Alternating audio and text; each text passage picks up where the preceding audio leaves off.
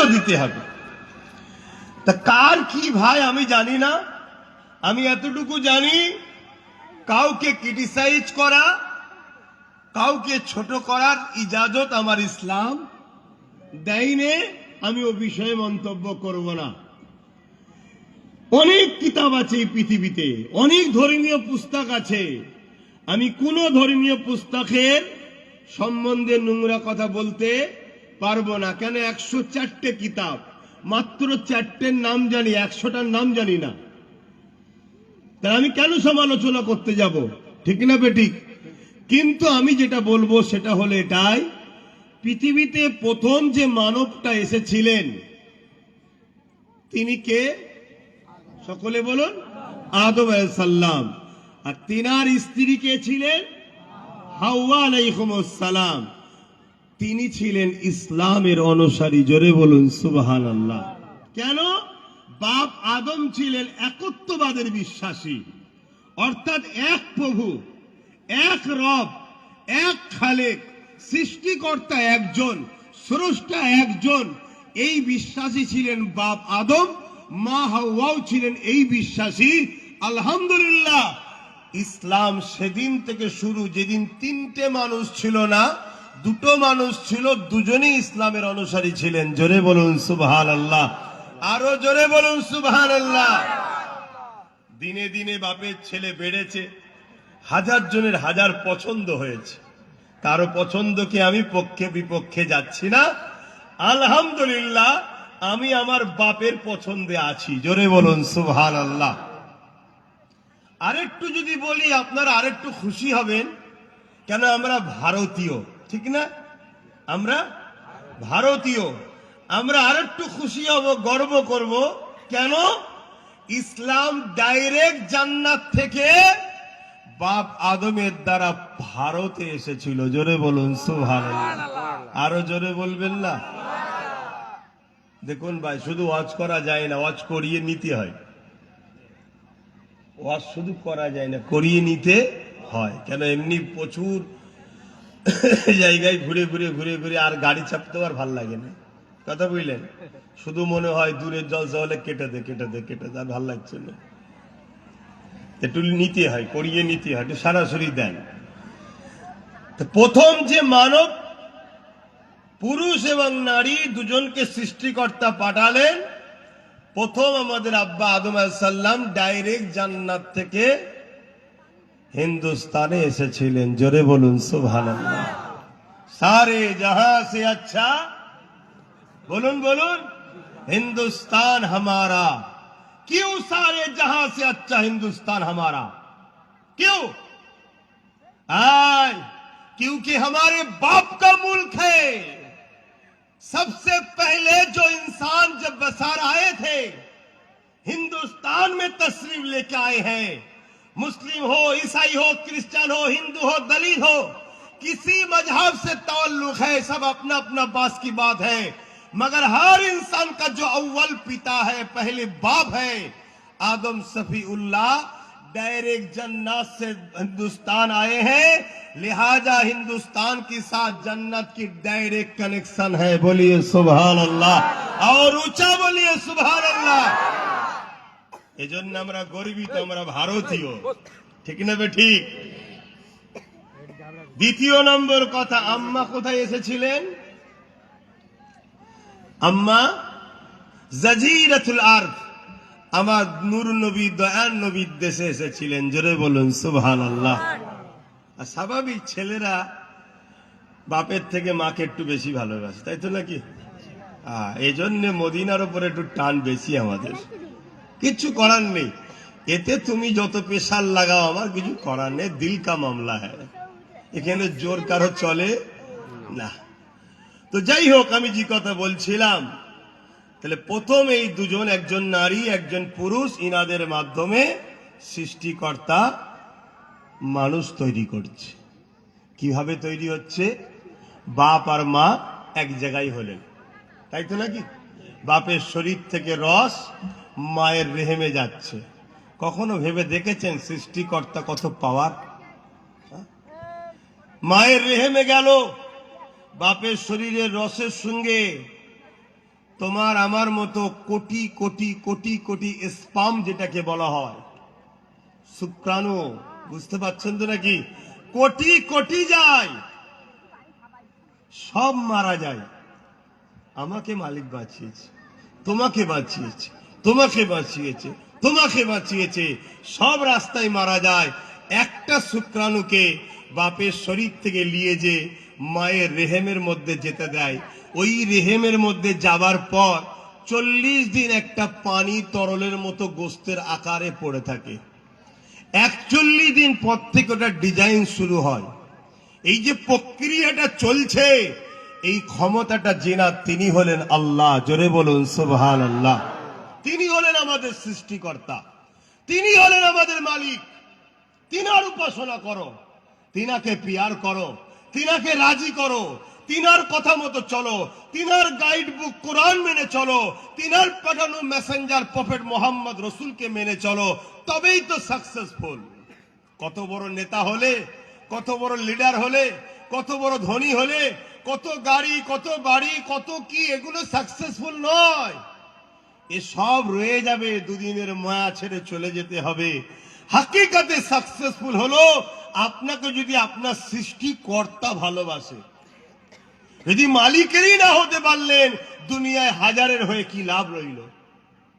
অতএব প্রভুর হন, যিনি কত সুন্দর করে আপনাকে বানালেন। আস্তে আস্তে মায়ের পেটে আপনার হাড় তৈরি হচ্ছে। খেয়াল করে দেখেছেন কখনো যে একতলা বিল্ডিং এর ওপরে কেউ যদি টুকটুক করে কাজ করে, আপনার ঘুম ভেঙে যাবে। আর মায়ের পেটে একটা সন্তান তৈরি হচ্ছে, হাড় তৈরি হচ্ছে, হাড়ের মধ্যে জেলি দেওয়া হচ্ছে, দুটোর বীজখানে কি বলে এভাবে যাতে জয়েন্ট হতে পারে, তার যে রস সেটা দেওয়া হচ্ছে, রগ তৈরি হচ্ছে, গোস্ত তৈরি হচ্ছে, চামড়া তৈরি হচ্ছে, পুরো লেবে প্যাকিং হচ্ছে। আস্তে আস্তে আস্তে 120 দিন হয়ে যাবার পর বাচ্চাটা মায়ের পেটে লড়ে উঠলো। জোরে বলুন সুবহানাল্লাহ। কেন লড়ে উঠলো? বিজ্ঞান বলছে এমনি এমনি লড়ে ওঠে। আমি তো আর বিজ্ঞানের লোকেদের কথা বলে আপনাদের শোনাচ্ছি না। বিজ্ঞানকে আমি মানি, কিন্তু বিজ্ঞান ইসলামের কাছে একদিনের শিশু বাচ্চা। শুনছেন তো নাকি? হ্যাঁ, বিজ্ঞান ইসলামের কাছে একদিনের শিশু বাচ্চা। ও অত বেশি জানে না, হালকা বয়স হলে যা হয়। একদিনের বাচ্চা কতটুকু জানে ভাই? অতটুকু ইসলাম বিজ্ঞান জানে, এর থেকে বেশি বিজ্ঞান জানে না। আমি যে কথা বলছি এটা মহান সৃষ্টিকর্তার পাঠানো মেসেঞ্জার প্রফেট মোহাম্মদ রসুলের কথা বলছি। আর বিজ্ঞান সাকসেসফুল তত হয় যত আমার নবীকে নিয়ে রিসার্চ করে। জোরে বলুন সুবহানাল্লাহ। আমার নবীকে নিয়ে যখন রিসার্চ করেছে, তখনই বিজ্ঞান এ কথা আজকে স্বীকার করতে বাধ্য হয়েছে। আজ থেকে 1500 বছর আগের বিজ্ঞান বলতো মায়ের পেটে সন্তান, নারীর কোনো অধিকার নেই, শুধু বাপের অধিকার। অর্থাৎ ওই সন্তান বাপের, শুধু তার মধ্যে সম্পদ আছে, বাপের শরীর থেকে হয়েছে, মায়ের কিছু নাই। কিন্তু 1500 বছর আগে আমার রসুল এসে বললেন না, একটা সন্তানের পিছনে বাপ মা উভয়ের শরীরের অংশ দিয়ে তৈরি হয়। জোরে বলুন সুবহানাল্লাহ। বিজ্ঞান রিসার্চ করতে শুরু করলো। মুহাম্মদ সাল্লাল্লাহু আলাইহি ওয়াসাল্লাম এত বড় কথা বললো, পুরো পৃথিবীর বিজ্ঞান একদিকে মিথ্যা হয়ে গেল। রিসার্চ করতে করতে করতে করতে এই 150 বছর আগে ওদের জ্ঞান চক্ষু খুলেছে, বলছে হ্যাঁ প্রফেট মোহাম্মদ রসুল যা বলছে ঠিকই বলছে। জোরে বলুন সুবহানাল্লাহ। বড় বড় বিজ্ঞানীরা আমার নবীর গোলাম হয়ে গেল, ইসলাম কবুল করলো। জোরে বলুন সুবহানাল্লাহ। তো যাক, আমার রসুল পাক কি বলছেন, 120 দিন পরে ওর মধ্যে জান দেওয়া হয়। এমনি এমনি নয়, রূহ, যেটাকে আত্মা বলি আমরা, রূহ বলি, জান। রূহটা কি? আল্লাহ পাকের হুকুম। আল্লাহ বলে যা, তখন ওর শরীরে জান আসে, তখন সে লড়ে ওঠে। মা কত খুশি হয়। এখন দুনিয়া তারা কি করেছে, ডাক্তারখানায় যায় মা, পেটে মেশিন লাগিয়ে মায়ের কানে দেয়, মা শোনে, বাচ্চা পেটের মধ্যে নিঃশ্বাস নিচ্ছে, মার বুকটা ভরে যায়, তাই না? এই দেখুন, এতদিন স্বামী স্ত্রীর মহব্বত ছিল, তার বীজখানে একজন চলে এলো, এখনো সে দুনিয়ায় আসেনি, মা তাকে দেখার জন্য ছটপট, বাপ তার নাম রাখার জন্য, তার ভবিষ্যতের জন্য, তার জিনিসপত্র খরিদের জন্য, সে কি করে আসবে, তার দুলনা কেমন হবে, তার জামা কেমন হবে, তার জন্য বাপ হুড়োহুড়ি। এই যে বাপ আর মায়ের অন্তরে এই তৃতীয় জনের মহব্বতটা যিনি দিয়ে দেয় আসার আগে, তিনি হলেন সৃষ্টিকর্তা, তিনি হলেন আল্লাহ। জোরে বলুন সুবহানাল্লাহ। তিনি হলেন মালিক। কথা বুঝাতে পারছি? তার উপাসনা করতে হবে। তার যদি উপাসনা করতে পারো তবে গেনার, আর না হয় মরতে তো হবে বাপ। কত রাজা মহারাজা, কত পীর পয়গম্বর অলি গৌস, সব গায়ের কিন্তু দুনিয়া থেকে চলে যেতে হয়েছে। এটা মাথায় রেখে দিতে হবে। তো ওই সময়তে আবার যখন সময় হয়, দিন যখন আসে, বাচ্চা দুনিয়াতে আসে, দুনিয়াতে আসে, আসার পরে দেখুন আল্লাহ কত ভালোবাসে। আহা, কত ভালোবাসে দেখুন। যতদিন মায়ের পেটে ছিল, মায়ের নাভির সঙ্গে বাচ্চার নাভির কানেকশন জানেন তো নাকি? হ্যাঁ, মায়ের যে শরীরের যে রক্ত মাসে বাহির হয়, ওটা বাচ্চার নাভির সঙ্গে কানেকশন করে বাচ্চার শরীরে দিয়েছে, মুখ দিয়ে দেয়নি। কেন? এই মুখ দিয়ে আমার সৃষ্টি দুনিয়ায় গিয়ে আমাকে ডাকবে, এজন্য এই মুখকে পাক রেখেছে। আজকে মুসলমান ঘরের ছেলে এই মুখে হারাম খাচ্ছে, মদ খাচ্ছে, সুদ খাচ্ছে, ঘুষ খাচ্ছে, লোন খাচ্ছে। কি সব বেরিয়েছে বলেন না, গরিব এলাকায় তো বেশি চলে। আবার সমিতি না কি সব বলে, বন্ধন, সব লোন বেরিয়েছে বাড়ি বাড়ি। হ্যাঁ, এই মুখে খাচ্ছ হারাম। আল্লাহ তোমাকে ছাড়বে না, মনে রেখে দিও। ছাড় দিয়েছে, ছেড়ে দেবে না। তোমার দাদুদের কটা ছেলে ছিল? বলো যুবকরা, তোমার দাদুদের কটা ছেলে? 7টা, 8টা, 9টা, 10টা। শুনছেন না? শোনেন। শুধু মুসলমানদের না, সবার। আমার দেশের প্রধানমন্ত্রী, তারও মনে হয় 7-8টা ভাই। তারা কথা বুঝছেন না, বোঝেন না? হ্যাঁ, আগেকার সময় মানুষের হতো, এখন হবে কি করে? সব তো বিষ খাইয়ে খাইয়ে শেষ করে দিচ্ছে। যা খাবেন সব বিষ। কথা বুঝে আসছে না? নাই তো যাক, আগেকার সময়ে এরকম সন্তান হতো। সন্তান হওয়া ভালো। যদি সন্তান না হয়, কঠিন কঠিন বিমার হচ্ছে। আগামী দিন মেডিকেলই বলেছিল একটা ছাড়া দুটো, দুটো ছাড়া তিনটে নয়। এখন আবার বলতে বাধ্য হবে 2 দিন পরে, দেখেন না, ঘন ঘন সন্তান লাও, ঘন ঘন সন্তান লাও, না হয় রোগ বেড়ে যাবে। শুনছেন তো নাকি? আমি ওদিকে যাচ্ছি না ভাই, অত ডিপে ঢুকছি না, আমি শুধু টাচ দিলাম। কিন্তু আপনার দাওদে ঘরে বা আমার দাওদে ঘরে কখনো সন্তানদেরকে খাওয়াবার জন্য কারো কাছে হাত পাততে হয়েছিল? কোন লোন টোন নিতে হয়েছিল? তাহলে আজকে 1.5খানা 2খানা সন্তান নিয়ে এত লোন নিতে হচ্ছে কেন? এটা ধ্বংসের কারণ। এরপরও আমাদের বরকত নাই। তো যাই হোক, তো বাপ আমার আল্লাহ পাক কত দয়ালু দেখুন। দুনিয়ার জমিনে আমরা আসার আগে যাতে আমাদেরকে শুকিয়ে না থাকতে হয়, মায়ের স্তনে দেখুন আল্লাহ আমাদের খাবারকে পাঠিয়ে দিয়েছে। জোরে বলুন সুবহানাল্লাহ। আর খাবারটা কেমন জানেন? কি অসুবিধা হচ্ছে নাকি? গরম লাগছে? খাবারটা কেমন? আমরা বান্দা, আমাদের একটা অভ্যাস আছে, দেখবেন গরম যত বাড়বে ফ্রিজের পানি খেতে মন যায়, একটু ঠান্ডা পানি। আমার আল্লাহ জানে না? জানে না? বলো, তিনি তো বানিয়েছেন, তিনি জানেন না? জানে। তাই গরমকাল এলে মায়ের স্তনের দুধ অটোমেটিক ঠান্ডা বাহির হয়। জোরে বলুন সুবহানাল্লাহ। মেডিকেল রিসার্চ করেছে কথাকে। 1500 বছর আগে হুজুর বলে গেছে, মেডিকেল রিসার্চ করে 150 বছরের মেডিকেল বলছে রাইট। প্রফেট মোহাম্মদ রসুল যেটা বলছে ঠিক। আর গরমকালে যেমন ঠান্ডা বাইরে হচ্ছে, মায়ের স্তনে কোনো ফ্রিজ নাই, অটোমেটিক ঠান্ডা। আর ঠিক ঠান্ডা কালে একটু গরম গরম ভালো লাগে না? মায়ের স্তনের দুধ অটোমেটিক গরম গরম বাহির হয়। জোরে বলুন সুবহানাল্লাহ। সেই হলেন মহান সৃষ্টিকর্তা আল্লাহ। তিনাকে ভালোবাসেন, পিয়ার করুন, চিনুন। মায়ের পেট থেকে দুনিয়ায় আসলাম, ছোট্ট ছোট্ট দুটো চোখ, ঠিক মতো দেখতে পাই না, রোশনি তখন কম থাকে। আস্তে আস্তে সেই সময়ের সাথে সাথে রোশনি আল্লাহ বাড়ায়। জোরে বলুন সুবহানাল্লাহ। মায়ের পেট থেকে আসলাম, দাঁত ছিল? জোরে বলেন। সৃষ্টিকর্তা দেখুন হঠাৎ করে কিছুদিন পর একটা দাঁত দিয়েছে। আপনার আমার মায়েরা খুশি হয়েছে না হয়নি? কথা বলেন। আমরা অনেকে খুশি করে মসজিদে মিলাদও দিই, আমার বাচ্চার দাঁত হয়েছে। তাই না? কিন্তু যিনি দিলেন তিনাকে ভুলে গেলে হবে? হ্যাঁ, একটা দুটো তিনটে করে দাঁত হচ্ছে, খেয়াল করে দেখেছেন যেভাবে দাঁতটা বাড়তে থাকে, যদি একভাবে ওইভাবে বেড়েই যেত, আজকে সবার দাঁত হয়তো মাটিতে ঢুকে যেত। কি ভুল বলছি নাকি? এত স্পিডে বাড়ে, কিন্তু ঠিক সময় দেখুন সৃষ্টিকর্তা আবার তাকে রুকে দিয়েছে, কেন? আমার বান্দা যেন বেমানান না হয়। জোরে বলুন সুবহানাল্লাহ। আবার এগুলো দেখুন ঘন ঘন কাটতে হয়, আর এখানে চুল দেখুন কাটতে হয়। ইনি হলেন সৃষ্টিকর্তা, যিনি এইগুলোকে তৈরি করেছেন। জোরে বলুন সুবহানাল্লাহ। তিনি কে বাবা?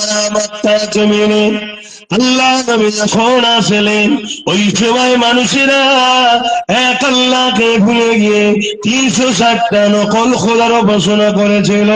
কিলোমাত্রা যা শুরু করে দিয়েছিল, নারীগুলোকে জ্যান্ত জ্যান্ত পুঁতে দিয়েছিল, মানুষকে হত্যা করছিল, জুলুম করছিল। এক কথায় 1500 বছর আগে এই পৃথিবীর জমিনটা অন্ধকারাচ্ছন্ন হয়ে গিয়েছিল। মানুষ রবের কথা, প্রভুর কথা ভুলে গিয়ে নিজেদের কাল্পনিক বিশ্বাসে একে অপরকে লুটতে লাগলো, জুলুম করতে লাগলো।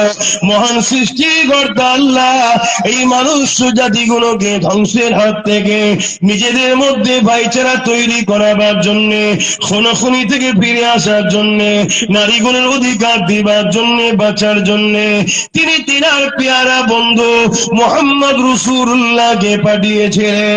আল্লাহ নবী যখন মক্কা জমিনে এসে বলেছিলেন লা ইলাহা ইল্লাল্লাহ আনা মুহাম্মদ রাসূলুল্লাহ, আমার নবী পাকের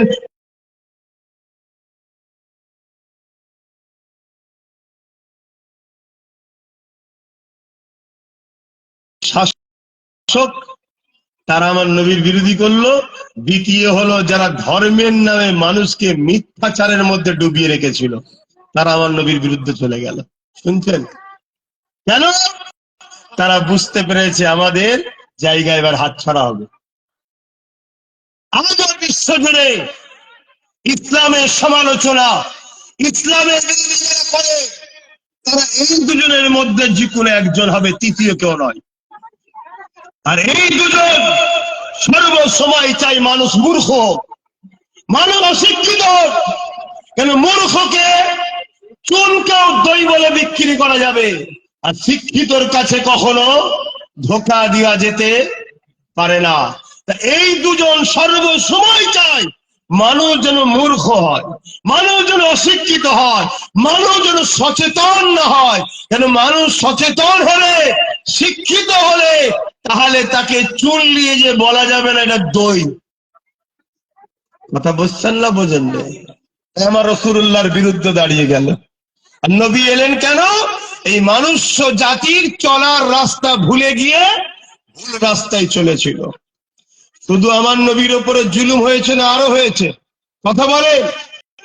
যুগে যুগে সৃষ্টিকর্তার বিধানকে মিটিয়ে দিয়ে মানুষের কাল্পনিক বিধানকে সমাজের কাছে খাওয়াবার জন্য একদল ধর্ম ব্যবসায়ীরা যুগে যুগে ছিল, আর তাদের পিছনে সর্বাক শক্তি দিয়ে একদল জালিম শাসকরা সবসময় কাঁধে কাঁধ মিলিয়েছিল। আজও আছে, কালও থাকবে। কিন্তু আপনাকে আপনার জানের মায়া করলে হবে না, আপনাকে প্রেমের ইজহার করতে হবে। আপনার মালিকের জন্য আপনাকে সঠিক পথে দাঁড়িয়ে থাকতে হবে। শুনছেন তো নাকি? যেমন হযরতে মূসা আলাইহিস সালাম, এক সময় জানেন না কি হয়েছিল? কি অসুবিধা হচ্ছে নাকি? এত চুপচাপ থাকলে কি আলোচনা করবো? মূসা আলাইহিস সালামের সময় কি হয়েছিল জানেন না? মূসা আলাইহিস সালাম তিনার সময়তে তিনি কখন এসেছিলেন? যখন ফিরাউন নামক একজন শাসক জুলুমের স্টিম রোলার মানুষের উপরে চালাতে লাগলো, মনুষ্যত্বকে ধ্বংস করে দিয়ে বেইনসাফি কর্মকাণ্ড, মানুষের উপর অত্যাচার, নারীদের উপর অত্যাচার, নারীদেরকে ভোগের পাত্রী বানিয়ে দিল, নারীদেরকে রাখেল বানিয়ে দিল, অত্যাচারের স্টিম রোলার মানুষের উপরে চুলুম শুরু করে দিল। মানুষ জাতিগুলোকে এই অত্যাচারী স্বৈরাচারী ফেরাউনের হাত থেকে বাঁচাবার জন্য আল্লাহ রাব্বুল আলামিন সৃষ্টিকর্তা মুসা আলাইহিস সালামকে পাঠালেন মেসেঞ্জার হিসেবে। যান, আপনি মানুষকে তাওহীদের বাণী শোনান, একত্ববাদের কথা শোনান। আমি আল্লাহ তাদের রব, তাদের মালিক, আমি তাদেরকে সৃষ্টি করেছি। তারা কখনো একে অপরে ঝগড়া করবে না, মিলেমিশে থাকবে। তারা আমার দাসত্ব করবে, নারীদেরকে সম্মান করবে। নারী মা হয়, নারী স্ত্রী হয়, নারী বোন হয়, নারী বেটি হয়। মা মায়ের সম্মান পাবে, স্ত্রী স্ত্রীর অধিকার পাবে, বেটি বেটির ভালোবাসা পাবে, বোন বোনের মর্যাদা পাবে। যার যেটা জায়গা তাকে সেই জায়গায় রাখো। এই শিক্ষা দাও মুসা তুমি গিয়ে। মুসা নবী দুনিয়ায় আসলেন। অনেক লম্বা কথা, মূল জায়গাটা বলছি। মুসা নবীর বিরুদ্ধেও ফিরাউন ও তার সৈন্যবাহিনী লেগে গেল। কেন? মুসা নবী গরিবের পক্ষে, মুসা নবী ইনসাফের পক্ষে, মুসা নবী মানবতার পক্ষে, মুসা নবী মনুষ্যত্বের পক্ষে, মুসা নবী নারীদের অধিকারের পক্ষে, মুসা নবী কৃষকদের পক্ষে, মুসা নবী দিন মজুরিদের পক্ষে, মুসা নবী দুর্বল মানুষদের ঘরে আশ্রয় দিবার পক্ষে। আর ফিরাউন, ফিরাউন কি ছিল? অত্যাচার করার পক্ষে, জুলুম করার পক্ষে, খুন করার পক্ষে। আমার বিরুদ্ধে কেউ কথা বললি তাকে জেলে ভরে দাও, আমি যা বলবো তাই। আমি মানুষের খোদা। ছোট ছোট করে মূর্তি তৈরি করে মানুষের বাড়ি বাড়ি ফেরাউন পাঠিয়ে দিয়েছে, যাও এর উপাসনা করো, আমি তোমাদের রাজা, আমি খাওয়াই তোমাদেরকে। এখনো কেউ কেউ খাইয়ে আমাদেরকে গোলাম বানাতে চাইছে। হ্যাঁ, আর আমার উপাসনা কর। কথা বুঝছেন না? বোঝেন না? মাথা হ্যাট করতে বাকি কোথা রয়েছে? মাথা তো হ্যাটি করে দিয়েছে মুসলমান। এই রকম ভাবে যুগে যুগে এই সিস্টেম প্রক্রিয়া চলে আসছে। আর যখন এই প্রক্রিয়াটা চরম শিখরে পৌঁছায়, তখন সৃষ্টিকর্তার পক্ষ থেকে নবী রসুল এসেছে সত্যবাণী দিবার জন্য। আর তো নবী রসুল আসবে না, তাই আমেরিকাতে আগুন এসেছে। শুনছেন না? শোনেন না? কেন? আর চেঞ্জ করা বা শিক্ষা দিবার জন্য নবী রসুল আসবে না। এবারে পাপ যখন চরম শিখরে পৌঁছাবে, তখন আযাব আসবে।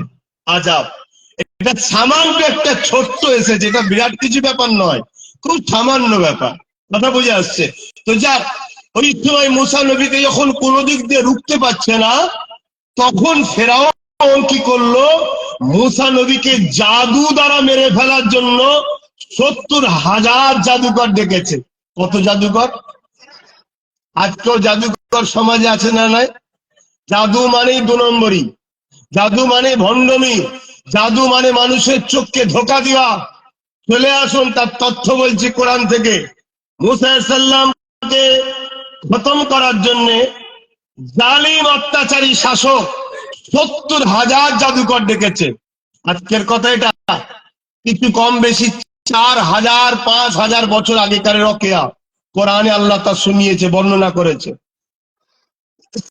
মুসা নবী, তিনার সাথে শুধু তিনার ভাই হারুন আছে আলাইহিস সালাম, আর ফেরাউন রাজা,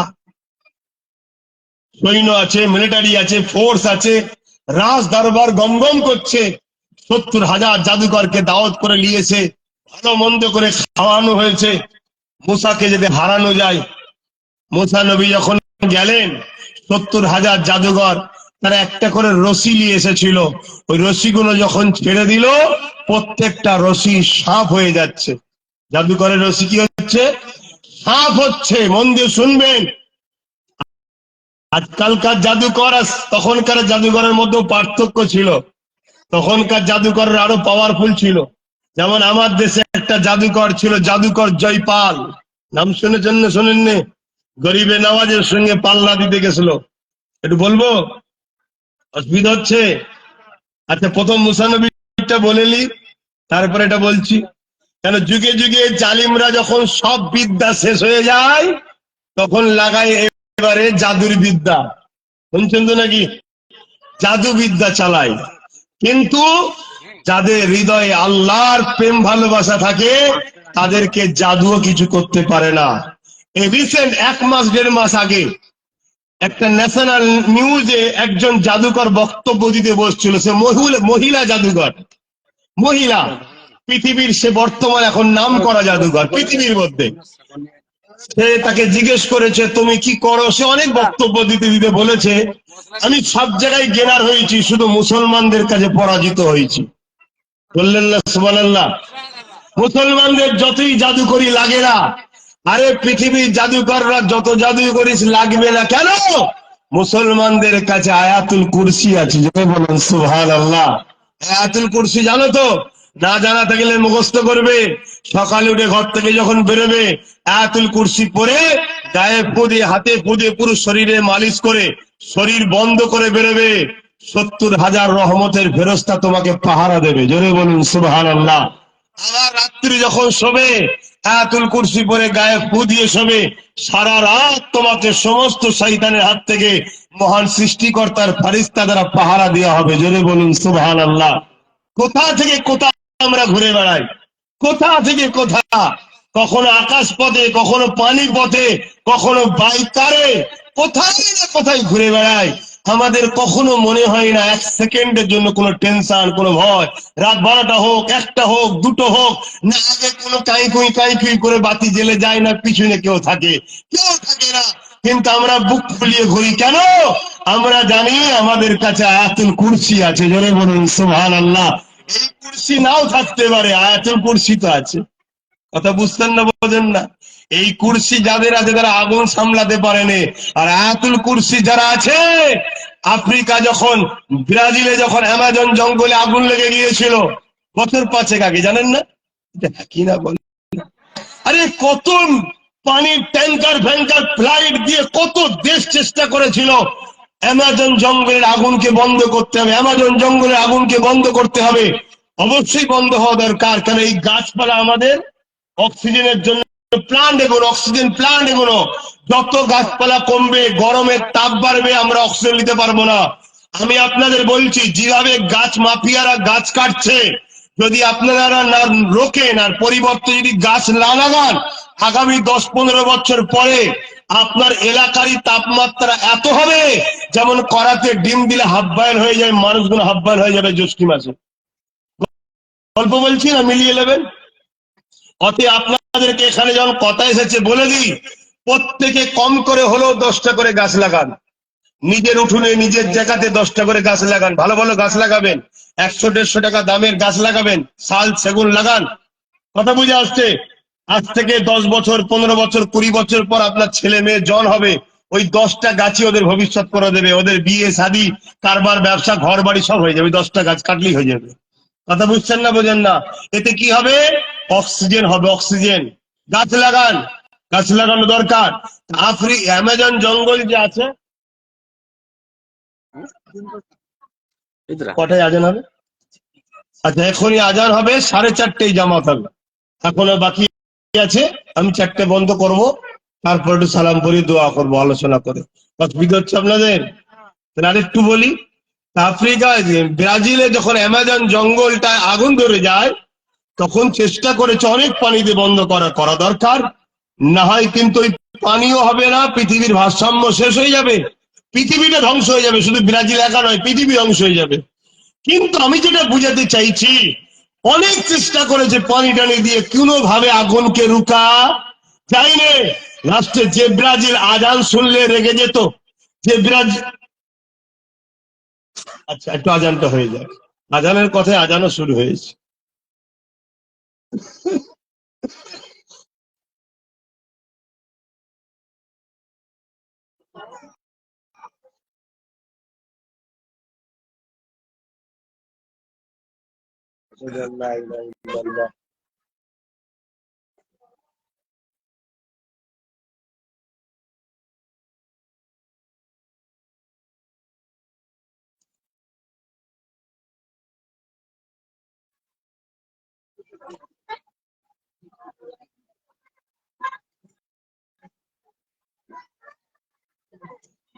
সাল্লাল্লাহু আলাইহি ওয়াসাল্লাম।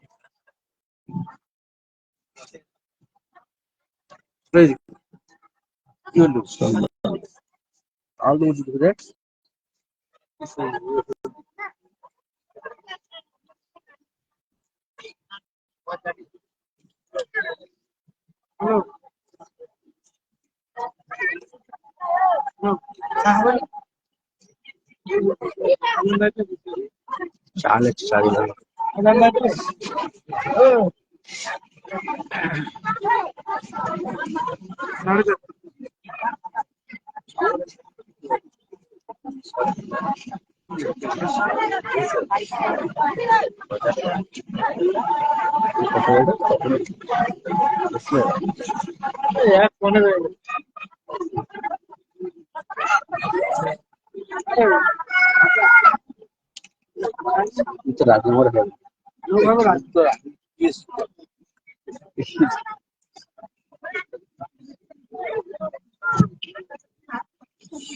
दुरूद शरीफ अल्लाहुम्मा सल्ली अला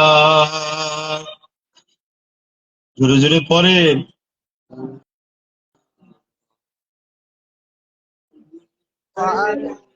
মৌলানা যাদের হৃদয়ে আছে আল্লাহর ভয় তারা কখনো ভুলে যায় না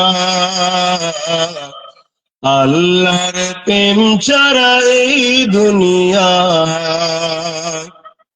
কারো কাছে কোনো কিছু চায় না যাদের হৃদয়ে আছে আল্লাহর ভয় তারা কখনো ভুলে যায় না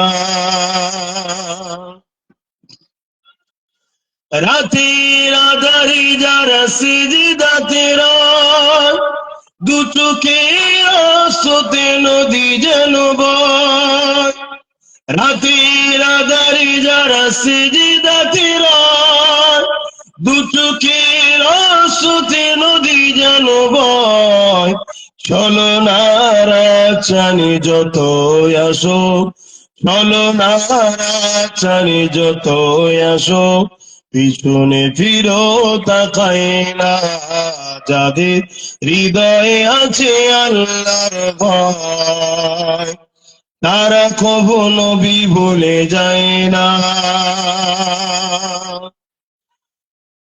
দিন কায়েমের পথে যারা অবিচল তারা হলো আল্লাহর প্রিয়জন বাতিলের কাছে যারা হার মানে না বাতিলের কাছে যারা হার মানে না সংগ্রাম করে যায় অমর যাদের হৃদয়ে আছে আল্লাহর ভয় তারা কখনো ভুলে যায় না আল্লাহুম্মা সাল্লি আলা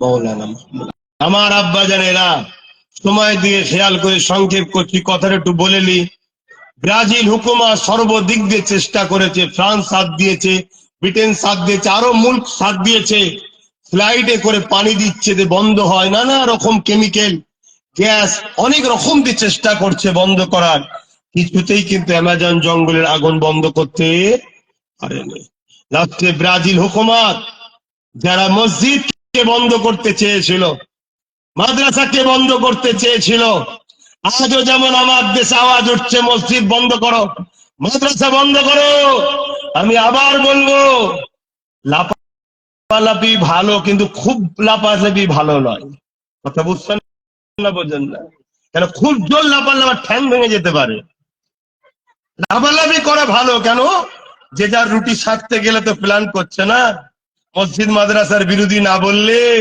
এক শ্রেণীকে তো বুকা বেনিয়ে আমার কোলে আনা যাবে না বুঝছেন না বোঝেন না লাপালাপি করছো করো বেশি লাপালাপি করতে যাও না দেখতে কেঁচো ঘুরতে ঘুরতে কেউটে বেরিয়ে পড়বে আর কেউটো ছবল মারলেই বুঝতে পারছো তো পুরো ফিল্ম হয়ে যাবে একদম তো যাক ব্রাজিল হুকুমত উলামাদের কাছে গেছে ইমামের কাছে গেছে মসজিদে গেছে গিয়ে বলছে ভাই সব দিক দিয়ে শেষ প্রায় তোমরা একটু দেখো কয়েকজন উলামা গেছে তাদের গাড়িতে তাদের কারে করে গিয়ে অ্যামাজন জঙ্গলের পাশে গিয়ে সেখানে দূরে কাজ নামাজ পড়ে আল্লাহর হাত তুলে বলছে, আল্লাহ এটা মানুষের জন্য, আপনি এই জঙ্গল মানুষের জন্য উপকারে লাগে, কত জীব জন্তু পুড়ে যাচ্ছে, আল্লাহ আপনি আকাশ থেকে পানি দেন।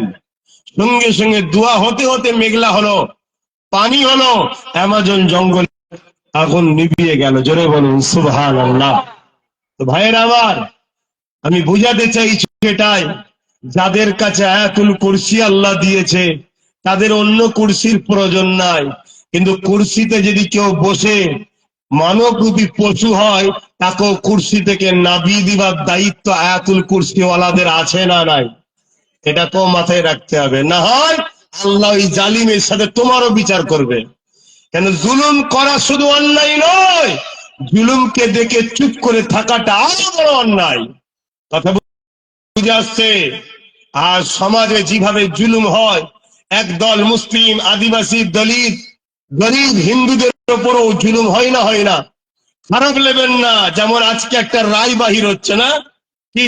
আজকে রায় বাহির হচ্ছে তো, আমার সেই তিলোত্তমা বোনের যে অত্যাচার হয়েছিল, একটা রায় বাহির হচ্ছে। আমি আপনাকে বলছি, গরিবই সবসময় বলি হয়, গরিবই সবসময় বলি হয়। এটা আমার মতামত আপনাকে শোনাচ্ছি, শোনেন। এই যে সিভিক ভাইয়েরা রয়েছে, সিভিক ভাইয়েরা মনে করছে আমাদের বিরাট উপকার হচ্ছে। না না, ধনীদের ছেলের জন্য সময় হলে একটা করে ধরে ধরে বলি দেওয়া হবে তোমাদের, তৈরি থেকো। কথা খারাপ লাগতে পারে অনেকের, আমরা কারো মুখের দিকে চেয়ে কথা বলি না, কারো খাই না, কারো দয়াতে বেঁচে থাকি না। আমরা সৃষ্টিকর্তার খাই, সৃষ্টিকর্তার দয়ায় থাকি, কারো দাদাগিরি আমরা মেনে নিই না। তুই যে লাট সাহেব হতে পারিস, পাকামু করবি, হাত তুলবো, আমেরিকার মতো দশা হয়ে যাবে, যা মরগে যা। কথা বুঝছেন না? বোঝেন নে? কেন গরিবকে সবসময় জুলুম করা হয়, গরিবের উপরে সর্ব জায়গায় অত্যাচার করা হয়। সে গরিব যদি হিন্দু হয় তার উপরেও জুলুম হয়, গরিব যদি আদিবাসী হয় তার উপরেও জুলুম হয়। মুসলমানের উপরে তো জুলুম হওয়াটা স্বাভাবিক। কেন মুসলমান আমরা ভালো নয়? খারাপ লেউনি, আমরা ভালো নয়। আমাদের উচিত ছিল জুলুমের বিরুদ্ধে লড়াই, আমরা জুলুমের পক্ষে সাপোর্ট করি, এজন্য আমাদের মাঠটা পাওনা হয়েছে। কিন্তু বাকি যাদের উপরে হয়, হিন্দু হোক, আদিবাসী হোক, মতুয়া হোক, আরো কত ধর্মের মানুষ আছে, গরিব যে হয়, পাড়ার বিদেশি ধনী লোকের ঘরের কুকুর খেতে পাই তো গরিব খেতে পায় না। কি কথা কি খারাপ লাগছে নাকি? গরিবের পাশে থাকবে। আপনারা যে ইসলাম এটুকু বলে যাচ্ছি, গরিবকে ভালো রাখবেন, আর মাথায় এটুকু ঢুকিয়ে নেন, মজলুমের সাথে কেউ না থাকুক, সৃষ্টিকর্তা থাকে। মুসলিম যদি অমুসলিম হয় আর জালিম যদি মুসলিম দাবিদার হয়, আমার আল্লাহ অমুসলিমের সাথে আছে, জালিম মুসলমানের সাথে নাই। আল্লাহ কখনো জালিমের সাথে নাই, এটা মাথার মধ্যে রেখে দেবে। তাই তুমি আমি যদি জালিমের সাথে থাকি, আমার আল্লাহ কিন্তু তোমাকে আমাকে সাহায্য করবে না। আজকে প্যালেস্তাইনের উপরে কি জুলুম হয়েছিল, ওই জালিমদের সাথে যারা সাথ দিয়েছে, দেখে নিও সবার জবানা জব্দাল্লাহ করবে। কেন? 9 বছরের বাচ্চাকে পর্যন্ত ফাঁসি দেওয়া হয়েছে। কিসের মানবতা এটা? কিসের সভ্যতা? কিসের ইনসানিয়াত? একটা 9 বছরের ছেলে কখনো সমাজ বিরোধী হতে পারে? তারা আবার বলে আমরা ভিআইপি, তোমাদের মতো ভিআইপি কে জুতোর তলায় রাখি আমি আব্বাস সিদ্দিকী। তোমরা ভিআইপি নয়, তোমরা মানবরূপী পশু। তোমাদের দেখতে মানুষ লাগে, কিন্তু তোমরা মানবরূপী পশু। তোমরা ছোট্ট ছোট্ট বাচ্চাদের ঘরে গণহত্যা করো। আজকে যেমন আমার দেশের মণিপুরে হচ্ছে, জানেন না? জানেন না? আমার দেশের মণিপুরে হচ্ছে, অত্যাচার হচ্ছে, আমার দেশটাও ধ্বংসের দিকে চলে যাচ্ছে। উত্তরপ্রদেশে মানুষকে ধরে ধরে গুলি করে করে মেরে দিচ্ছে। ইনকাউন্টার যদি করবি, তাহলে কিতাব, আইন, সংবিধান, কোর্ট কি জন্য রয়েছে? আজকে আমার বাংলাতেও ইনকাউন্টার শুরু হয়েছে, হয়েছে না হয়নি? এগুলো সব সমাজ বিরোধীরা, এরা কখনো সংবিধানকে মান্যতা দেয় না। আর এই অন্যায়কে যারা মেনে নেবে, যদি মুসলমান হও তুমি, তার উপরে আল্লাহর মারটা একটু বেশি হবে। কেন? তুমি অদা করেছো, আমি আল্লাহর পক্ষে, নবীর পক্ষে। অন্য কেউ ভুল করলে জানা শাস্তি হবে, তুমি অদা করার পরে ভুল করলে তোমার ডবল শাস্তি হবে। কথা শুনছো না? শোনো না? কেন? তোমার ভুলের জন্য ইসলামের গায়ে লোক হাত তুলবে, তোমার ভুলের জন্য ইসলামকে লোক কলম চালাবে, তোমার ভুলের জন্য মানুষ ইসলামের বিরুদ্ধে কথা বলবে। যেমন আজকে সোশ্যাল মিডিয়াতে বলা হচ্ছে না, হয় না? শুধু মুর্শিদাবাদে নাকি জঙ্গি ঢুকে পড়ছে, শুধু ঢুকে পড়ছে জঙ্গি, আর বাকিগুলো সব ঘোড়ার ঘাস কাটছে। কথা বুঝছেন না? বোঝেন না? বড় পদে বসে ঘোড়ার ঘাস কাটছে আর জঙ্গি ঢুকে পড়ছে। নিরীহ নিরীহ ঘরের ছেলেগুলোকে তুলে নিয়ে যে 10 বছর জেল খাটিয়ে বলছে আমাদের সন্দেহ হয়েছে, ভুল হয়ে গেছে। কথা বুঝছেন না? বোঝেন? এগুলো কি জুলুম নয়? এই জুলুম যেখানেই হবে সেই জুলুমের পক্ষে থাকলে হবে না, জুলুমের বিরুদ্ধে থাকতে হবে। আর এই জুলুম যারা করবে তাদের উপরে অবশ্যই খোদার পক্ষ থেকে মার আসবে, সে মুসলিম হোক আর যেই হোক, খোদার মার আসবে। তো যাক, আমি যেটা বুঝাতে চাইছিলাম, বুঝাতে গিয়ে এই দিকে চলে গেলাম। আমি অন্যায় দেখলে থাকতে পারি না ভাই, সে যেই হোক, আমার ভাই হোক আর যেই হোক, আমি অন্যায় সহ্য করতে পারি না। আমি এতটুকু জানি, এই পৃথিবীর কারো কোনো ক্ষমতা নেই আমার কিচ্ছু করতে পারে। কেন? আমার তকদিরে আমার সৃষ্টিকর্তা যেটা লিখে পাঠিয়েছে সেটা হবে। আমি যেদিন দুনিয়া, আমার রু তৈরি হয়নি, এই যে জান জান, এটা তো একদিনে তৈরি হয়েছে, সবার জানেন তো নাকি? এই রু যখন তৈরি হয়নি তার 50,000 বছর আগে আমার তকদিরে লিখা ছিল 2025-এ 20 জানুয়ারি নামখানা চন্দ্রপুরে, আমার চন্দনপুরে আমার জলসা থাকবে, টাইম থাকবে 2টোয়, উঠবো 2:30টায়। শুনছেন তো? সব লিখা রয়েছে। এখান থেকে আমার দাওয়াত আর এক জায়গায় আছে, ওই পর্যন্ত যাব না কবরে যাব ওটাও লিখা আছে। যদি কবরে যাওয়া লিখা থাকে, দুনিয়ার সবাই মিলে আমাকে সিকিউরিটি পাওয়ার দিয়ে খাইয়ে দাইয়ে লোহার গার্ড দিয়ে রেখেও আমাকে বাঁচাতে পারবে না, আমাকে কবরে যেতে হবে। আর যদি বলে আমি ঘরে পৌঁছবো দ্বিতীয় জলসায়, পুরো পৃথিবীর সবাই এক জায়গায় হয়ে আমার কিচ্ছু করতে পারবে না। তা বলে ইমান, এর নাম আমার সৃষ্টিকর্তার উপরে ভরসা, এর নাম হলো বিশ্বাস। আজকে আমি সকালে বেরিয়েছি, আমি কোনো জায়গায় জলসায় গিয়ে খাই না, উঠে পড়ি। কথা বুঝলেন? কিন্তু আজকে এই বাড়িওয়ালাকে দেখে আমার একটু রুচি লাগলো, কোথায় গেল কি জানি, রুচি লাগলো। মুখে দাঁড়িয়ে মাথায় টুপি টুপি সেজদা দিয়ে কপালে দেখে ভালো লাগলো। লোকটার বাড়ি একটু খাওয়া যেতে পারে। দুটো সাদা ভাত, যাক আল্লাহ করিয়েছিল, খেলাম। কথা বুঝলেন? এটা আমার রেজে ছিল, আমি অন্য জায়গায় খাইনি। এখানে টাইম আমার দেরি হচ্ছে তাও বসে খাচ্ছি। কেন? রেজেকে আমার আছে, খেতে হবে। উনি খাওয়ালো, হ্যাঁ উনি খাওয়ালো। কে খাওয়াচ্ছে? আর আমাকে যিনি সৃষ্টি করেছে তিনি খাওয়াচ্ছে। কিভাবে বসা ব্যক্তি হও, এর ধরে ছুটছো, ওর ধরে ছুটছো, আমার কি হবে, আমার কি হবে? এই জন্যই তো আমার আমার করে করি কাঙ্গাল হয়ে গেলে। সবাইকে বাদ দাও, সৃষ্টিকর্তাকে ধরো, তিনার কাছে আশা করো, তিনার কাছে চাও। রাত্রিরে সবাই যখন ঘুমাবে তুমি সেজদায় পড়ে গিয়ে তিনাকে বলো মালিক, সবাই ঘুমোচ্ছে, আপনি কিন্তু আমায় দেখছেন, আপনি আমার সৃষ্টিকর্তা, আমার সংসারে বড় অভাব, আমার একটা দুটো বাচ্চা, কি আমি এই বিমারে আছি, কি আমার এই সমস্যা, যা কিছু আছে তিনাকে বলো। পৃথিবীর কেউ নেই তোমার সমস্যা সমাধান করতে পারে, তোমার সমস্যা একজনই সমাধান করবে, যিনি তোমায় সৃষ্টি করেছেন। জোরে বলুন সুবহানাল্লাহ। হ্যাঁ, সম্মানীয়কে সম্মান করতে হয়, ভালো মানুষকে ভালোবাসতে হয়, ভালোকে ভালো বলতে হয়, খারাপকে খারাপ বলতে হয়, সব ঠিক আছে, কিন্তু নিজেকে অন্য কারো কাছে ছোট করো না। তুমি মানুষ, তুমি মানুষ। একজন কোটিপতি, তুমি গরিব, তা কি হয়েছে? সৃষ্টিকর্তা তোমাকে গরিব বানিয়ে পরীক্ষা নিচ্ছে, তাকে কোটিপতি বানিয়ে পরীক্ষা নিচ্ছে, তোমাকে প্রজা বানিয়ে পরীক্ষা নিচ্ছে, কাউকে রাজা বানিয়ে পরীক্ষা নিচ্ছে। আমাকে পীরের ঘরে জন্ম দিয়ে পরীক্ষা নিয়েছে, তোমাকে মুড়িদের ঘরে পরীক্ষা নিচ্ছে। আমি পীরদের হয়ে তোমাকে যদি মানুষের মতো ব্যবহার না করি, ছাড় নাই। আর তুমিও যদি আমাকে যত সম্মান না করো, তোমারও কিন্তু ছাড় নাই। যার যেটা জায়গা তাকে সেটা করতে হবে। সব পরীক্ষা। দেখি গরিব গরিব হয়ে আমাকে ধরে রাখে কিনা, দেখি ধনী পয়সা পেয়ে মানুষকে মানুষ মনে করে না, আমার খুশির জন্য গরিবের পাশে দাঁড়ায়। এইটাই হলো পরীক্ষা। দেখি কাউকে ক্ষমতায় বসিয়ে সে মানুষের উপকার করে না মানুষের ক্ষতি করে, এসবই পরীক্ষা। তাই আমি বলবো আমার ভাইদেরকে, বাপেদেরকে, মায়েদেরকে, বোনেদেরকে, এই সামান্য দুদিনের দুনিয়ার জন্য সৃষ্টিকর্তার নাফরমানি করবেন না। সৃষ্টিকর্তা যেটা চায় সেই রাস্তাতে চলুন। তাই যুগে যুগে তিনি নবী রসুল পাঠিয়েছেন। মুসা আলাইহিস সালামের কথাটা বলছিলাম, সময় তো খুবই সংক্ষেপ, মুসা নবীর কথাটা শুধু শেষ করে দিই। 70,000 জাদুকর দড়ি ছেড়েছে, 70,000 সাপ হয়েছে। মুসা নবীকে সৃষ্টিকর্তা এলাহান করলেন, আওয়াজ দিলেন, মুসা তুমি তোমার হাতের লাঠিটা ছাড়ো। মুসা নবী লাঠিটা ছাড়লেন, বিশাল একটা সাপ হয়ে গেল। বললেন না সুবহানাল্লাহ? কিন্তু আগে জাদুকররা দড়ি ছেড়েছে, সাপ হয়েছে, আমি সুবহানাল্লাহ বলতে বলেছি, কিন্তু মুসা নবীর বেলায় বলতে বললাম কেন? ভাববেন মুসা আমাদের পক্ষে, তাই না, এখানে সত্য আর মিথ্যার ব্যাপার আছে। তাই কি আমি শুধু সুবহানাল্লাহ বলবো কেন? 70,000 জাদুকর যখন দেখছে মুসার লাঠিটা সাপ হয়ে গেছে, তাদের দড়িও সাপ হয়েছে, কিন্তু 70,000 জাদুকর সব ফেরাউনের দরবারে দাঁড়িয়ে গিয়ে ফেরাউনকে ছেড়ে দিয়ে মুসা নবীর কদমে এসে পড়ে বলছে, মুসা তুমি বারহাক সত্য, তোমরা আমাকে কলমা পড়িয়ে ইসলামে জায়গা করে দাও। জোরে বলুন সুবহানাল্লাহ, আরো জোরে বলুন। তাহলে জাদুকরকে নিয়ে এলো ফেরাউন, খাওয়ালো ফেরাউন, যত্ন করলো ফেরাউন, জাদুকররা দড়ি ছাড়লো, সাপ হলো, মুসা নবীর লাঠি ছাড়লো, সাপ হলো।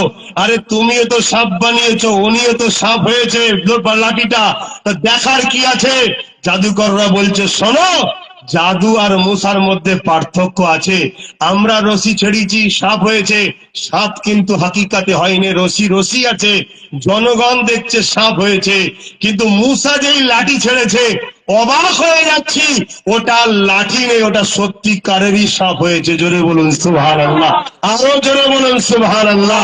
এ থেকে প্রমাণ হয় আমরা শয়তানের সাহায্যে জাদু দেখিয়ে মানুষকে ধোঁকা দিই, কিন্তু মুসার পক্ষে মশার সৃষ্টিকর্তা আল্লাহ আছে, তিনার ক্ষমতা আছে না নাই? বাপের সামান্য রস থেকে যদি মায়ের পেটে সন্তান বানাতে পারে, ওই সন্তানের এক একটা চোখে 13,000 কোটি করে লেন্স আছে। শুনে রাখো, আরে 150 বছরের বিজ্ঞান মেনে নিয়েছে রিসার্চ করে, এক একটা চোখে কত লেন্স? 13,000 কোটি। দুটো চোখে 26,000 কোটি লেন্স আছে, একটার সাথে একটা তার সম্পূর্ণ আলাদা। তোমার এই 8 GB মেমোরিতে 100 GB লোড দিলে যেমন হ্যাং হয়ে যায়, আল্লাহর কুদরত বেশি চাপ দিলে আউট হয়ে যাবে। শুনছেন তো? 26,000 কোটি দুটো চোখের মধ্যে যে সৃষ্টিকর্তা লেন্স দিতে পারে, সেই সৃষ্টিকর্তা সামান্য বাপের শরীরের পানি থেকে একটা মানুষকে মায়ের পেটে তৈরি করতে পারে, বিনা খুঁটিতে আসমান টিকে রাখতে পারে, এমন করে এই পাহাড় কায়নাত সব তৈরি করতে পারে, সেই সৃষ্টিকর্তাই মুসার লাঠিকে সত্যিকারেরই সাপ বানিয়ে দিয়েছে। জোরে বলুন সুবহানাল্লাহ। তাই 70,000 জাদুকর ফেরাউনের দল ছেড়ে দিয়ে মুসা নবীর হাতে হাত দিয়ে কলেমা পড়ে ইসলাম অ্যাকসেপ্ট করে। জোরে বলুন সুবহানাল্লাহ। আমার দয়ার নবীর খেলা ব্যাপারা তো জাদুঘর এসেছিল না? আসেনে? হ্যাঁ, আবু জেহেল জাদুঘর নিয়ে এসেছিল আমার নবীর কাছে, জানেন তো? ছোট্ট করে একটু টাচ করছি। জাদুঘর আবু জেহেল আমার নবীকে কোনো দিক দিয়ে হারাতে পারে না। লাস্টে হাবিব ইয়ামানি নামে একটা জাদুকরকে ডেকে এনেছে। হাবিব ইয়ামানি তৎকালীন সময় পৃথিবীর সব থেকে বড় জাদুকর ছিল, আমার নবীর কাছে নিয়ে এসছে। আমার রসুলকে হাবিব ইয়ামানি জিজ্ঞেস করছে, আপনি নাকি নবী মেসেঞ্জার দাবি করেছেন? আল্লাহ নবী বললেন, আনা মুহাম্মদ রাসূলুল্লাহ। তখন হাবিব ইয়ামানি বলছে, আকাশে কিছু জাদু করে দেখাও, আকাশে কিছু করে দেখাও। কেন জাদুকররাও জানে জাদু জমিনে হয়, আকাশে হয় না। শুনছেন? হাবিব ইয়ামানি বলছে, আকাশে কিছু করে দেখাও। আমার দয়ার নবী হযরত প্রফেট মুহাম্মদ সাল্লাল্লাহু আলাইহি সাল্লাম, তিনি আসমানের দিকে মুখ তুলেছে, তখন চাঁদনি রাত ছিলেন, পুরো 14 গোল চাঁদ উঠেছে, পূর্ণিমার চাঁদ। হাবিব ইয়ামানিকে বলছে, হাবিব ইয়ামানি এই চাঁদটা দুটুকরো করে দেবো? ভাই মুখে আর কথা বেরোবে মনে হয়? এই চাঁদ কি দুটুকরো করা যায়? চাঁদ কি সরানো যায়? কিন্তু আমার নবীর নূর থেকেই ওই চাঁদ তৈরি। জোরে বলুন সুবহানাল্লাহ। আল্লাহ নবী শুধু উঙ্গলি ইশারা করলো, চাঁদটা দুটুকরো হলো। শুধু দুটুকরো হয়নি, একটা পাহাড়ের ইমাতায় আর একটা পাহাড়ের উমাতায়। পৃথিবীর প্রত্যেকটা বিজ্ঞানী যারা চাঁদে গেছে, তারা স্বীকার করতে বাধ্য হয়েছে, তারা স্বীকার করতে বাধ্য হয়েছে যে চাঁদ ইমাতা থেকে উমাতা চিরা ছিল, পরে জোড়া হয়েছে। আরে ওটা মোহাম্মদ রসুলের উঙ্গলির ইশারাতে হয়েছে। জোরে বলুন সুবহানাল্লাহ। নিজেকে গর্ব করো মুসলমান, এই নবীর উম্মত, গর্ব করো সেই মোহাম্মদ রসুলের তোমরা উম্মত। কার পিছনে ছোট, কোন দিকে যাও, কি করো, কাকে ফলো করো, কার পিছনে ঘুরে বেড়াও, কাকে সম্মান করো, একটু দেখে দেখে করা দরকার। আল্লাহ তোমাদেরকে কি নিয়ামত বানিয়েছে। তোমার নেতা তো মোহাম্মদ সাল্লাল্লাহু আলাইহি সাল্লাম, যার ইশারায় চাঁদ দুটুকরো হয়। শুধু চাঁদ নয়, এই সূর্য যে ডুবে গেছে, ওই সূর্যকে আমার নবী ইশারা করেছে, সূর্য আবার পুনরায় ফিরে এসেছে। জোরে বলুন সুবহানাল্লাহ, আরো জোরে বলে। আজকে যারা আমার নবীর পিছনে লাগছে, ইসলামের বিরুদ্ধে লাগছে, পৃথিবীর সব সুপার পাওয়ার কে বলো, তোমরা সব তো বিশাল পাওয়ার, এক জায়গায় হও, হয়ে বলো চাঁদ নয়, ঘরে একটা বাল্ব জ্বালিয়ে দেবো, লাইট বাল্ব পর্যন্ত নাকি, ওই লাইট থেকে সবাই মিলে ইশারা করে বলো একটু সরে যা, একটু সরে যা। শুনছেন তো নাকি? আমি সুপার পাওয়ার, আমি অমুক পাওয়ার, আমি তমুক পাওয়ার, আমার এত সেনা, আমার এত লোক, আমার এত অর্থ, একটু সরান না দেখি। কথা শুনছেন তো নাকি? হ্যাঁ, আকাশে চাঁদ উঠলে কিছু কিছু কুকুর দেখবেন চাঁদের দিকে মুখ করে ঘেউ ঘেউ করে। তো মানব রূপী কিছু পশু আছে, তারা নূর নবীর বিরুদ্ধে ঘেউ ঘেউ করে। এ লিয়ে কিছু অসুবিধে চাঁদেরও যেমন নাই, চাঁদের মালিক হুজুর পাক সাল্লামের কোনো অসুবিধে নাই। জোরে বলুন সুবহানাল্লাহ। কিন্তু আপনারা গর্বিত তো নাকি? মনে রাখবেন, যুগে যুগে এই জাদুঘররা তারাও জুলুম করেছে। গরিবে নওয়াজকে জাদু করছিল, আগুনের বান মারছে, আগুনের। গরিবে নওয়াজ একটা গন্ডি করে দিয়ে খাদেমদের বলছে বাইরে যাবি তারা। কিছুক্ষণ পর আগুনের বান মারা বন্ধ হয়ে গেছে। হুজুর খরমকে বলেছে যা ধরে লিয়ায়। খরম বোঝেন কি? কাঠের জুতো আগেকার সময় পায়ে থাকতো, জুতোকে বলছে যা ধরে লিয়ায়। মাহন বাপের কথা ছেলে শুনছেন, এই লিয়াই তো বাবা, বোঝা যা বলি যা, বাজারে যা, যা বলি যা। বেশি কিছু বললে ইট ছুঁড়ে বাপের মাথায় মারছে। আর গরিবে নামাজের কথা পায়ের জুতো শুনছে কেন? তারা আল্লাহর হয়েছে, তাই কায়নাতকে আল্লাহ তাদের করেছে। তোমরাও হও, হও, না হয় তোমরা ধ্বংস হয়ে যাবে। আর তোমাদেরকে যারা ধ্বংস করতে চাইছে, তারাই তোমাদের ঘরে আল্লাহ রসুল থেকে সরাচ্ছে। গান দিয়ে, যাত্রা দিয়ে, জুয়া দিয়ে, মেলা দিয়ে, মদ দিয়ে, নানা রকম জিনিস দিয়ে সরাচ্ছে, যাতে করে তোমরা বিপদে পড়লে আল্লাহ সাহায্য না পাও। বরমকে বলে লিয়াই, ও জাদুকর, এত বড় জাদুকর ছিল, উড়ে উড়ে চলে যাচ্ছে। জাদুকর জয়পাল খাজা গরিবে নওয়াজের খরম গিয়ে মাথায় মারছে না। শুনছেন তো নাকি? আমার তো মনে হয় জুতোর বাড়ি খেয়েই তকদিরটা খুলেছিল। নিচে আসার পর গরিবে নওয়াজের কদমে এসে ইমানের কালেমা পড়ে মুসলমান হয়েছিল। জোরে বলুন সুবহানাল্লাহ। আজকে কিছু লোক বলছে গরিবে নওয়াজের মাজার নাকি কি তুলে দেবে নাকি, সব বলছে তো নাকি। দেখিস বাবা, বেশি লাভালাভি করিনি, একেবারে চলে যাবি। বেশি লাভালাভি করা ভালো নয়। তো যাক, সব যাই গদিতে মাথা মারবে কি, একটু যদি মনে হয় একটুখানি আমি হেঁট দেবো, মাথা মারবো, গদিতে মারো, নরম জায়গায় মারো, সব ঠিক আছে। শক্ত জায়গায় মাথা মারতে যেও না। কথা কিছু বুঝছেন না, বোঝেন না? এটা হজরতে শেরে খোদা আলীর বেটা গরিবে নওয়াজ, শেরে খোদা মৌলা আলীর বেটা হাসান ও হোসাইনি, ওখানে মাথা মারতে যেওনি। আমার দেশের প্রধানমন্ত্রী খুব ভালোভাবে চেনে ওনাকে, জানেন তো নাকি? এজন্য এই বছরে আবার চাদর দিয়ে পেটিয়েছে, প্রত্যেক বছরে পাঠায়। বাবা, আমি নরেন্দ্র দামোদর মোদীর পক্ষ থেকে বাবা, একটু খেয়াল রেখো বাবা। শুনছেন তো নাকি? পুকুর পাড়ে দেখবেন চ্যাংচিকে মাছগুলো বেশি লাফায়, আর যখন বড় বড় মাছ হয় চুপচাপ বসে থাকে।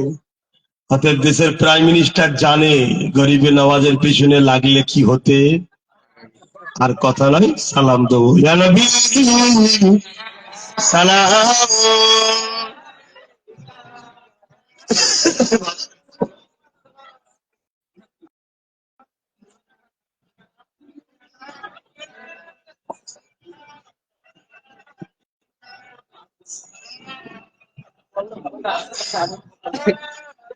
আপনারা সব দাঁড়িয়ে সালাম দেন তো নাকি? হ্যাঁ, কিছু গুস্তাখে রসুল আছে, তারাই দাঁড়ানো সমালোচনা করে। কেউ যদি বসে সালাম দেয় আলাদা বিষয়, কিন্তু সমালোচনা করা যাবে না, এটা প্রেমের ও আদবের ব্যাপার। আসলে সকলে সালাম দিয়ে নবী সালাম ইয়া রাসূল সালামুন ইয়া হাবিব সালাম সালাবাতুল্লাহ কঠিন ওরে দিনে কি আছে মোদের কপালে গুনাহগার উম্মাহ আতো আপনার লইবেন সঙ্গে মাসরে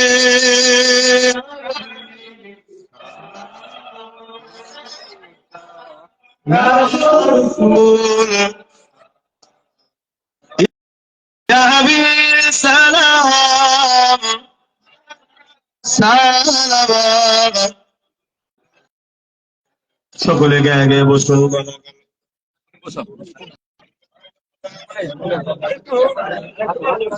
আরেকটু হো আরেকটু হো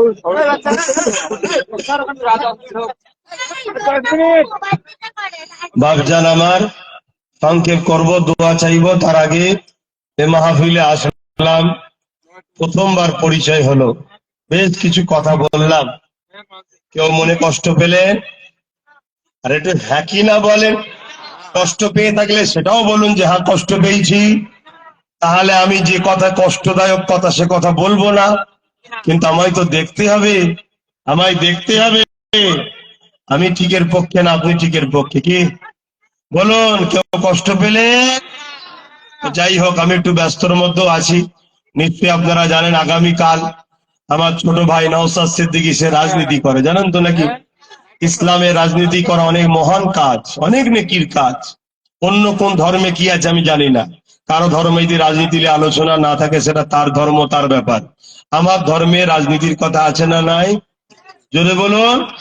অতএব আমরা হুজুর যারা, মৌলানা যারা, আমরাই তো আমার কওমকে রাজনীতি শিখাবো, ঠিক না বেঠিক? কিন্তু রাজনীতি শিখতে যাচ্ছেন কার কাছে? বেঈমানের কাছে, মদখোরের কাছে, গেজাখোরের কাছে, মাতালের কাছে, সুদখোরের কাছে, চরিত্রহীনের কাছে। রাত 12টায় বাড়ে গিয়ে যারা পরনারীর সঙ্গে হই হই করে তার কাছে রাজনীতি শিখতে যাবেন নাকি আপনারা? সেটা আমরা শিখাবো যে বাবা, রাজনীতি রাষ্ট্র সেবা, রাষ্ট্রবাসীর সেবার নাম। তুমি যদি রাজনীতি করো, তোমার চোখে মুসলিম নয়, হিন্দু নয়, আদিবাসী নয়, সাঁওতাল নয়, বাগদি নয়, তুমি যখন একটা লিডার হবে তোমার চোখে জনগণ, সে মুসলিম আদিবাসী ভেদাভেদ করতে যাবে না, তুমি সবাইকে সমান নজরে দেখবে। কেন আমার নবী যখন রাষ্ট্রপ্রধান হয়েছিলেন, মদিনা 10 বছর রাষ্ট্র চালিয়েছিলেন আমাদেরকে শিক্ষা দিবার জন্য। কেন আমার নবী দোনো জাহানের সুলতান, শুনছেন তো? শিক্ষা দিবার জন্য রাষ্ট্রপ্রধান হলেন, হওয়ার পরে শিক্ষা দিলেন কেমন? ইহুদি, খ্রিস্টান, অগ্নি উপাসক, আরো যারা যত ধর্মের মানুষ ছিল তৎকালীন সময়, তারা সবাই থাকতো, সবার সঙ্গে নবী সমান ব্যবহার করতেন। কারোর উপরে জুলুম, কারোর উপরে জোর কাউকে ধরে বলেনি যে এই স্লোগান দেন আমি মেরে ফেলবো, যেমন আমার দেশে হচ্ছে। কথা বুঝছেন না, বোঝেন নে? হ্যাঁ, এগুলো চলবে না, এ শিক্ষা আমাদেরকে দিতে হবে। কি দিতে হবে না? না না, আমার কওমের একটা ছেলে হয়তো দেখা যাচ্ছে এমএলএ হয়ে গেল, কি এমপি হয়ে গেল, কি প্রধান হয়ে গেল, কাল যদি আরো কিছু বড় পদে চলে যায়, ও দাবি করছে আমি মুসলমান, অথচ গরিবকে লুটছে, অন্য ধর্মের মানুষকে জুলুম করছে, কাউকে ক্রিটিসাইজ করছে, এমন কিছু কথাবার্তা বলছে যে কথাবার্তা দেশের বিরুদ্ধে হচ্ছে। এই দেশের বিরোধী করা, এটা কি নবীর উম্মতদের কাজ হবে? আমার নবী দেশকে ভালোবেসেছে না বাসেনে? মাতৃভূমির জন্য নবী কেঁদেছে। আমাদেরকেও আমার মাতৃভূমি ভারতের জন্য সবকিছু ত্যাগ স্বীকার করতে হবে। আর এটাও মনে রাখবেন, দেশ কখনো আমাদের সঙ্গে গাদ্দারি করেনি। ৭৭ বছর স্বাধীনতা হয়েছে দেশ, সর্বসময় দেশ আমাদেরকে বুক ভরা ভালোবাসা দিয়েছে। দেশের পরিচালনার দায়িত্ব যারা পেয়েছে এর মধ্যে অনেকে অনেক কোয়ালিটির মানুষ। কথা বুঝে আসছে, ৭৭ বছরই কম বেশি সবাই আমাদেরকে ভালো মতো ভাবে লুটেছে, এদিক দিয়ে তারা কোনোদিন ছাড় দেয়নি। কথা বুঝে আসছে, সেটা তাদের দোষ, কিন্তু দেশের তো দোষ নয়। দেশকে ভালোবাসবেন, দেশের সংবিধানকে মান্যতা দেবেন, দেশের হিন্দু, দলিত, আদিবাসী, শিখ, পাঞ্জাবি, খ্রিস্টান সবাই আমরা ভারতীয় ভাই ভাই ভাইচারার মধ্যে থাকবেন। মনে রাখবেন, দেশটার নাম যদি বট গাছ হয়, বুঝাবার জন্য বলছি, ওই শেকড় গুলোর নাম হলো, একটা শেকড় হিন্দু, একটা খ্রিস্টান, একটা দলিত, একটা আদিবাসী, একটা মুসলিম, একটা শিখ, একটা পাঞ্জাবি। যে কোনো শেকড় কাটলে মূলত বট গাছ দুর্বল হবে, দেশ দুর্বল হবে। অতএব ভাইচারায় মিলেমিশে থাকবেন। যার যাকে পছন্দ সে তার সাথে দল করবে। খবরদার জুলুম করবেন না, অত্যাচার করবেন না। কারোর উপরে জুলুম করা, অত্যাচারী করা, কারো কথা শুনে খবরদার করবেন না যে তুই ওর মাথায় মাস মার, তুই ওর নামে মিথ্যা কেস দে, ও আমার দল করে নে। এগুলো করবেন না, কেন তোমার বেঈমান নেতা জাহান্নামে চলে যাবে, ওর সাথে তোমাকেও যেতে হবে। যার যেটা পছন্দ সে সেটা করবে। হ্যাঁ, তুমি ভালোবেসে বুঝাতে পারো, ভালোবেসে বুঝাতে পারো, ভাই এটা করিস না, ভাই এটা করিস না, ভাই বুঝাতে পারো। যদি তোমার বুঝানোতে সাকসেসফুল হও, সে তোমার দিকে চলে আসবে, রাইট তোমার তো রয়েছে। কিন্তু জুলুম করে কারোর উপরে অত্যাচার, শুনছেন তো আবার কম করবেন না। যদি কেউ করে, ও রাজনীতি করা হারাম, ও রাজনীতি করা কি হারাম, চলবে না। আর যদি কেউ করে, কবিরা গুনাহ হবে। হ্যাঁ, মানুষের সেবা, দেশের সেবা, গরিবের পাশে যে কোনো ধর্মের মানুষ হোক তার সাথ দেবেন, এই রাজনীতি যদি কেউ করে, এটা জায়েজ আছে। কথা বুঝে আসছে? গণতান্ত্রিক দেশে আপনার যাকে পছন্দ আপনি তার সঙ্গে দল করতে পারেন। আমার পছন্দ আমার ছোট ভাইকে, আমি তাকে তৈরি করেছি, আমি তার পাশে আছি। কালকেও ডেকেছে কলকাতা একটা প্রোগ্রাম, আপনারা খবর আছে কি জানি না, যে হয়তো আপনাদের মধ্যে কেউ যাবে কি আমি সেটাও জানি না। এই একটু চাপের মানে একটু কাজ, আমারও তো কিছু কাজ থাকে। আপনাদের ছোট ছোট ভাই নেই, আছে না? না, তো বড় ভাই গার্জেন তো নাকি, তো বড় ভাই কি চাইবেন? আমার ছোট ভাই মরে যাক, আমার ছোট ভাই ভিখারি হোক? বড় ভাই কে? বড় তো সে যে বট গাছের ছায়া করে বড় ছোটকে তুলবে, তাই তো নাকি? সেই তো প্রকৃত বড় ভাই। আর বড় হয়ে যদি ছোটর সম্পত্তি লিখে নেয়, সে বড় নয়, সে পাক্কা ধান্দাবাজ বেঈমান। কথা বুঝছেন না, বোঝেন না? এরকম সমাজে আছে, বড় হয়ে ছোটকে ধোকা দেয় না। আল্লাহ শুকর, আমার নবীর দিন আমার মধ্যে আল্লাহ দিয়েছে, আল্লাহর ভয় নবীর ভালোবাসা আছে। আমি সর্বদিক দিয়ে আমার ছোট ভাইয়ের সাথে আছি, সর্বদিক দিয়ে গাইড করি, সর্বদিক দিয়ে সাহায্য করি, সর্বদিক দিয়ে ওর পাশে আছি। কোনোদিন যদি ওর জন্য আমার জান দিতে হয় আমি দিয়ে দেবো, ওর জন্য আমি লড়বো। শুনছেন না শোনেন নে? এতে আপনি আমায় কে পছন্দ করলেন না করলেন আমার দেখার দরকার নেই। কেন আমার ইসলাম আমাকে শিখিয়েছে তুমি বড় ছোটর পাশে থাকবে। ও একটা প্রোগ্রাম করছে, ও প্রোগ্রাম করছে, আমার টেনশন থাকবে না? থাকবে না? হ্যাঁ, আমি একটু টেনশনের মধ্যেও আছি। কেন? সবই তো খবর টবর রাখে। কি খবর রাখেন না? রাখেন না? হ্যাঁ। কেন? যাকে দেখতে পারেন তার চলনও বেকা। কথা বুঝে আসছে? আবার বিশেষ করে মাথায় টুপি, মুখে দাড়ি, তো মাথায় টুপি মুখে দাড়ি, সেই ছেলে আবার বলছে আমি মুসলিম, হিন্দু, দলিত, আদিবাসী সবার সেবা করব। এটা সবার পেটের ভাত আবার হজম, অনেকের পেটে যন্ত্রণা করে। এই কি হলো, এই কি হলো, এই কি হলো? হয়েছে কি? এখন অনেক বাকি আছে, অনেক বাকি আছে। কি বাকি আছে না? না। তবে আমাকে যারা ভালোবাসেন আমার কথা মনে রাখবেন, মুফতি না হলে মুফতির ফতোয়া কাটা, বলুন, লোহা না হলে লোহা কাটা যায় না। অতএব ক্ষমতা না থাকলে অন্যায়কারী ক্ষমতার মোকাবেলা করা যায় না। নিজেদের পাওয়ার তৈরি করো, এটা মনে রাখবে। নিজেদের বলতে যারা মজলুম তাদের কথা বলছি, তৈরি করো। আসেন, আর কথা নয়, এ মাহফিলে আসলাম, একটু ছেলেরা